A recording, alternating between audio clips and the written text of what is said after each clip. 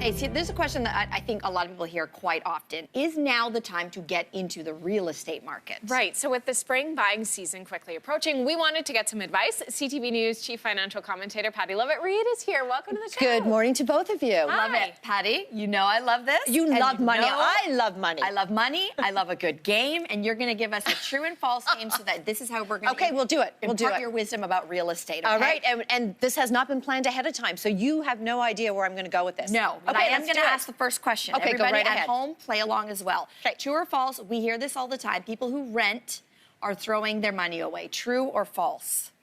False? I'm going to say true. No, I'm going to go with you, Kelsey. I'm going to say false. I'm not sure real estate is for everyone because it's consumption-oriented. You spend a lot of money. There's not diversification. And if you're someone in today's job market and you think you have to relocate, it could get really costly in terms of costs, buying and selling and that sort of thing. So I'm going to go with the false. I don't think you're throwing money away, but if you're paying rent, I would still be trying to tuck some money away because who knows, down the road you probably want to buy. So I can't give you half a point, so 1-0. That was my parents' Okay. answer, by the way. Yeah. Okay, okay, what's the next question?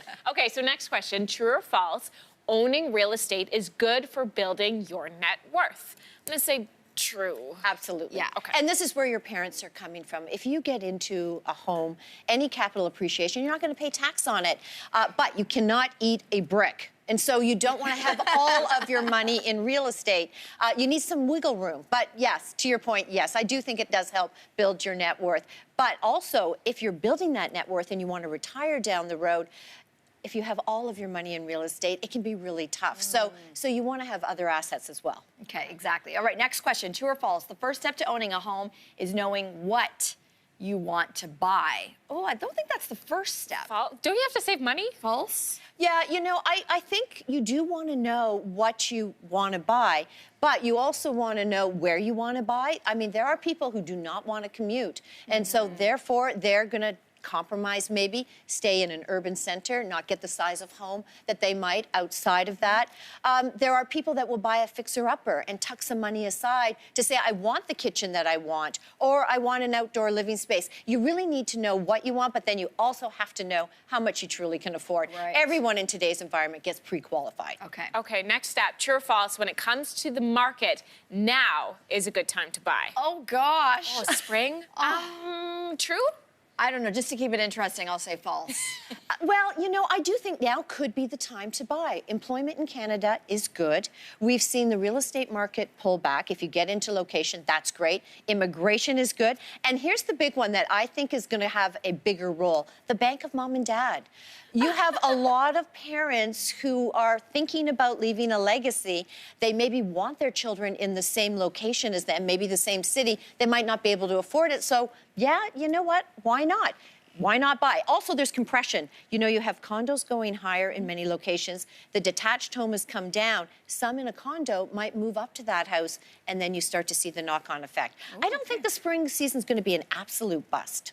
Okay. All right, here we go. True or false? People should spend no more than 45% of their income on housing costs? Oh, that feels so high. I mean, that feels high, but no more than? You know what? I'm gonna say it's false because you can actually go higher. You actually could go higher, and so people will look at things You such can go as higher? Well, maybe to around 49% Oh my if you're God. in a region. But what I talk about there is you've got mortgage costs, taxes, insurance, maybe condo fees, and all of your debt combined. So when you look at that, because otherwise you have absolutely no wiggle room. So to qualify, you really have to be careful to try to keep it under the guidelines. They also have something called total debt, and that's everything except all your other debt, and that's usually around 30 to 35%, roughly. Okay, Pattie, thank you so much. Thank you. It's so much information, so if you're like me and like, what just happened? I just have to start studying more, apparently. Don't worry, you guys. Pattie has written a blog with more tips, so you can find information about that on our website, yourmorning.ca.